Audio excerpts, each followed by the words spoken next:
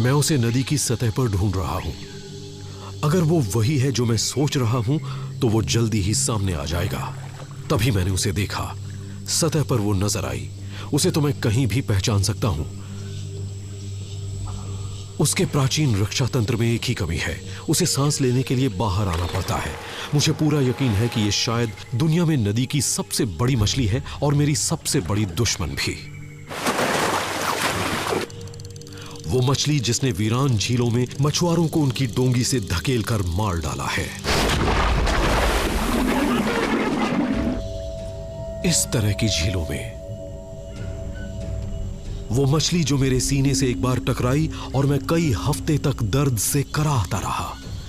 मैं एक बार फिर से नदी की एक सबसे बड़ी मछली की मान में घुस आया हूं। यह है अरापाइमा। यह करीब 3.5 मीटर लंबी और 2 क्विंटल भारी हो सकती है। लेकिन यह जगह तो बिल्कुल बंजर बियाबान है, तो क्या यहां वो और ज्यादा बड़ी हो सकती है?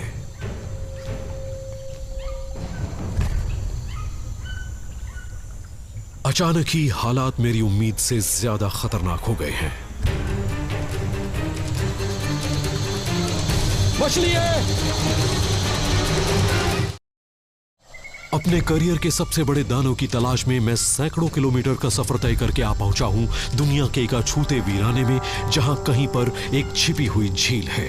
वहां रहता है नदी का एक दानव। सतह के नीचे उसकी हरकतें देखकर तो यही लग रहा है कि वो मेरा सबसे बड़ा दुश्मन साबित होने वाला है। मछली है, मछली अरापाइमा!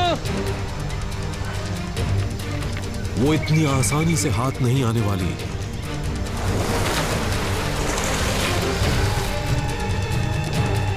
डेनिस लगातार दूसरे खतरों पर नजरें गड़ाए हैं। एक हिलती हुई डोंगी और एक उत्सुक केमन हमारे लिए खतरा बन सकते हैं।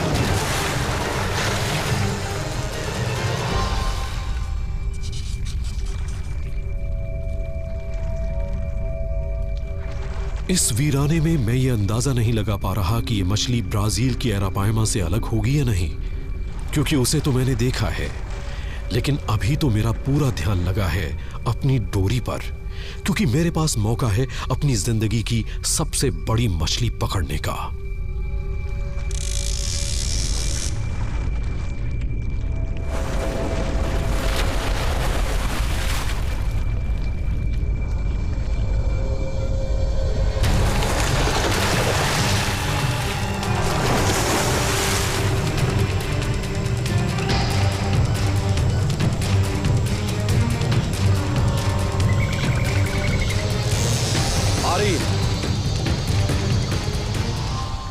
वो इतनी बड़ी है कि हम उसे अपनी नाव पर तो नहीं खींच सकते, इसलिए हम उसे किनारे की ओर लाने की कोशिश कर रहे हैं।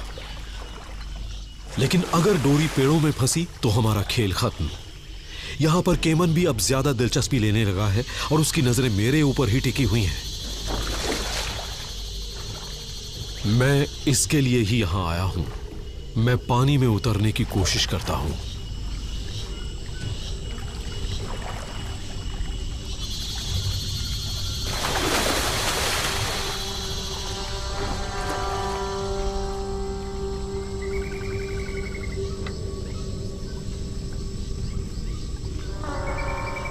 रोहन, मैं जैसे ही इसे पकड़ूं तुम इस रॉड को पकड़ लेना। ये रॉड पकड़ लेना, ठीक है? ठीक है।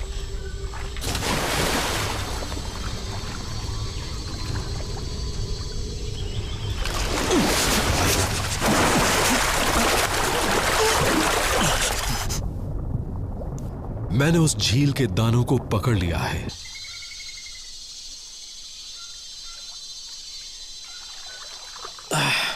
मैं जानता था इस जगह पर दानव रहते हैं। यह है मोटी तगड़ी अरापाइमा। दानवों की खोज और उन्हें पकड़ने के इस करियर में यह मेरा सबसे बड़ा शिकार है। मैंने पहले कभी एक ही नदी में इतने दानव नहीं देखे हैं।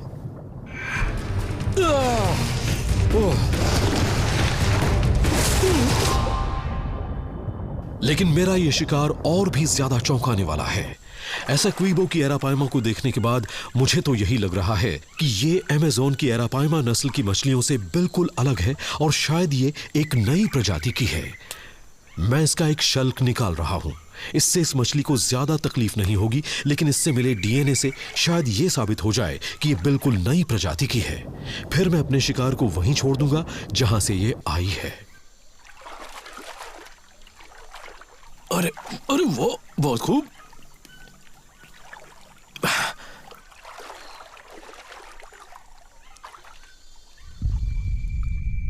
यह सोचकर हैरानी ही होती है कि यहां पर इतने दानव रहते हैं, लेकिन ज्यादा अहम है इनकी मौजूदगी।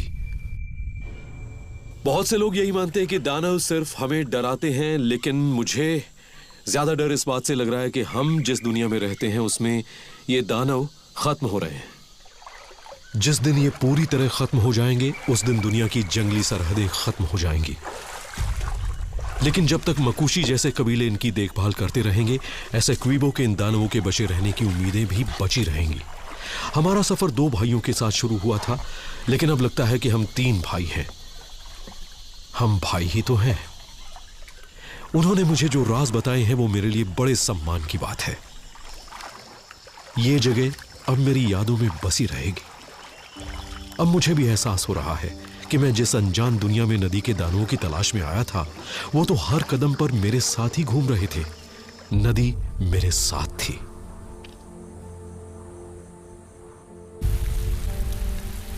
इसने मुझे एक और हैरत अंगेज तोहफा दिया।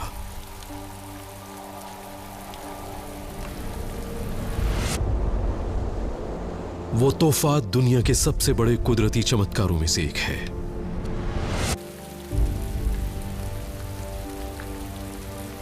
पिछले 40 दिनों की मेहनत और थकान के बाद भी मैं खुद को रोक नहीं पाया।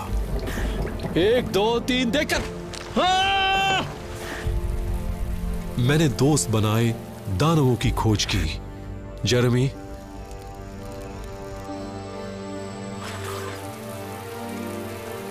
मेरे इस रोमांचक सफर का इससे बेहतर अंत नहीं हो सकता।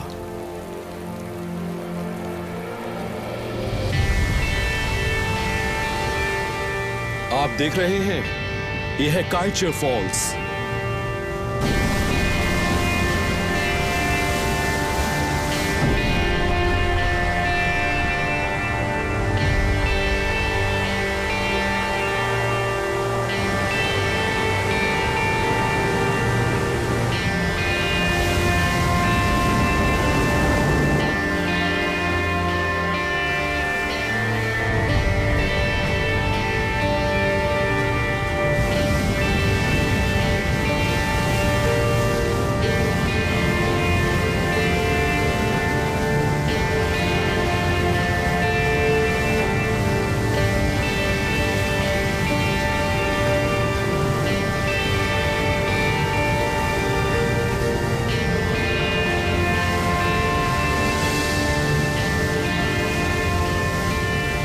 ये झरना करीब 230 मीटर की ऊंचाई से गिर रहा है।